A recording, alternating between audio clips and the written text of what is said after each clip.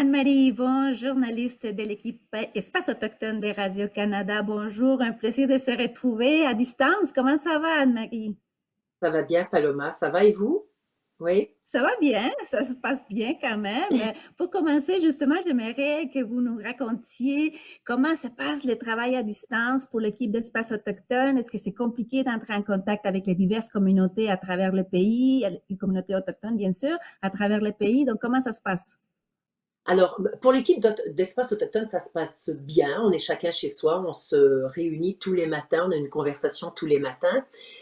Pour joindre les communautés autochtones, en fait, c'est comme avant, parce que les communautés autochtones ne sont pas à Montréal, enfin très peu.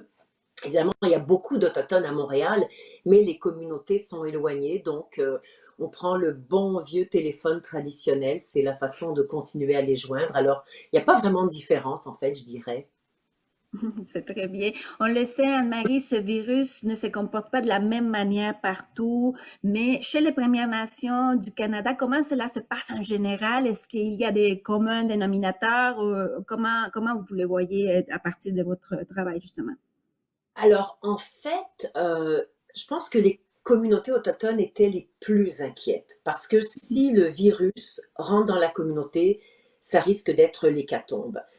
Heureusement, les communautés autochtones se sont rapidement tournées vers des mesures d'urgence pour se protéger.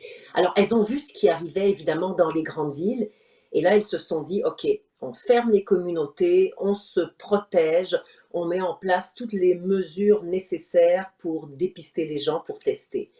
Euh, Quand on regarde les chiffres, c'est intéressant parce que, évidemment, si on les compare à ce qui se passe ailleurs, ils sont faibles et heureusement, vous voyez, en date du 1er mai, il y avait 138 cas de gens qui avaient la COVID-19 à travers le pays.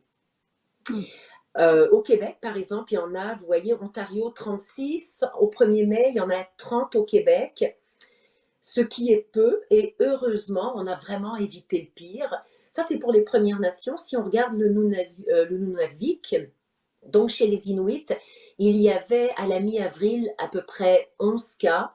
Le Nunavik, c'est la région qui se trouve au-dessus du Québec. Donc le Nunavik appartient au Québec. Il y a des Inuits chez au Nunavik. Il y avait une communauté qui a vraiment été atteinte, c'est Puvirnitut. C'est une petite communauté, un petit village. 10 cas seulement dans cette communauté au Nunavik sur un total de 11. Alors, c'était beaucoup, mais tout est sous contrôle. On n'a détecté aucun décès jusqu'à présent. Alors, pour l'instant, non, les communautés autochtones s'en sortent bien, mais j'avoue qu'elles marchent sur des œufs actuellement.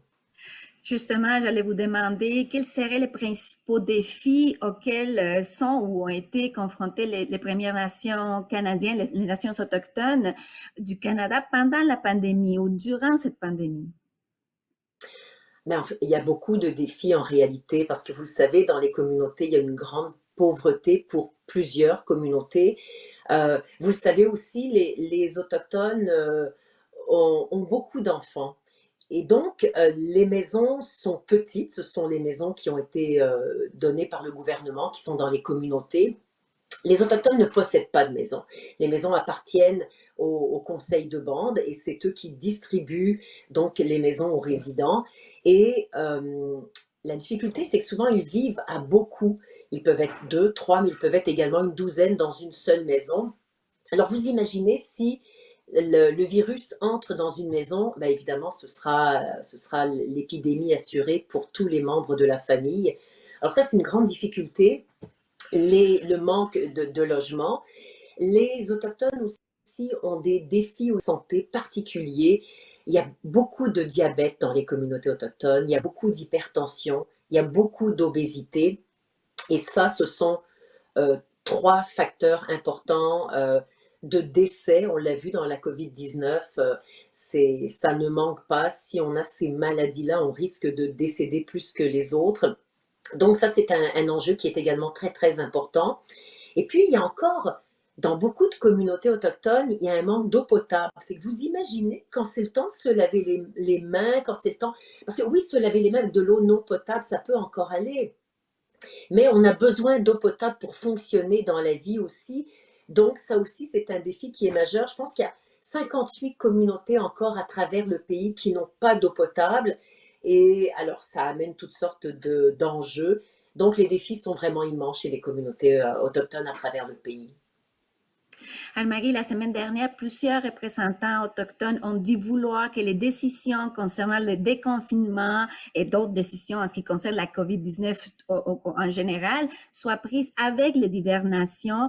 Rappelez-nous quelles Oui. responsabilités correspondent au Conseil des bandes, les assemblées des Premières Nations, le gouvernement fédéral, les gouvernements provinciaux, en ce qui concerne la sécurité et la santé des Autochtones au Canada.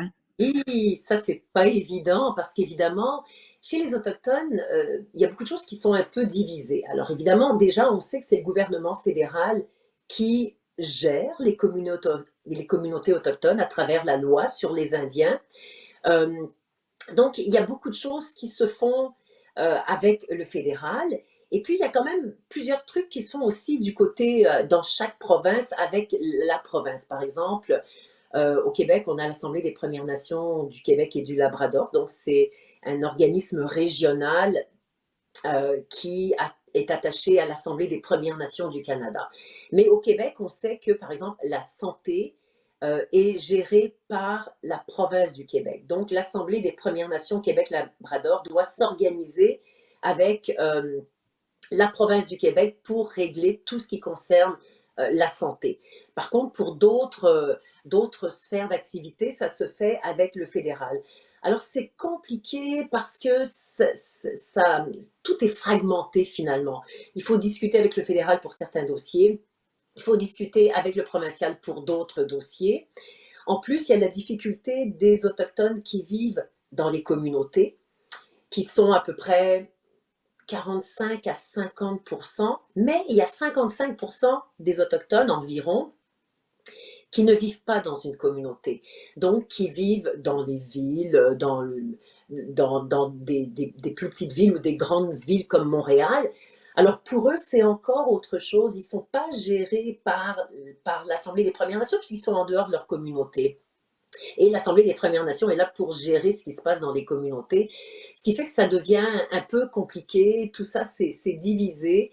Et évidemment, il faut s'organiser après ça pour rendre la vie de tout le monde facile. Euh, pour ce qui était du déconfinement, l'Assemblée des Premières Nations du Québec-Labrador, c'est sûr, veut avoir le dernier mot, ou enfin le premier mot à donner quand il sera question de déconfinement.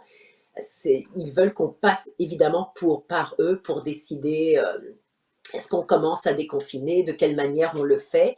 Mais je pense que, en tout cas au Québec, le gouvernement provincial est ouvert à l'idée. Il y a une bonne discussion avec les Premières Nations et avec le chef de l'Assemblée des Premières Nations du Québec et du Labrador pardon, pour préparer le déconfinement. Puis évidemment, chaque communauté a son mot à dire. Donc la communauté va faire part de ses besoins, qui va l'expliquer à l'Assemblée des Premières Nations, qui va l'expliquer au gouvernement du Québec. Mais les communautés, chacune déjà, ont bien travaillé à ce sujet-là pour protéger leurs membres. Anne-Marie et Yvon, toujours un plaisir de vous parler. Vous êtes journaliste de l'équipe Espace autochtone de Radio-Canada. Merci pour ce tour d'horizon sur ce qui arrive en ce qui concerne la pandémie de la COVID-19 au Canada, mais particulièrement dans les communautés autochtones, justement. Merci Oui. beaucoup. Merci Paloma.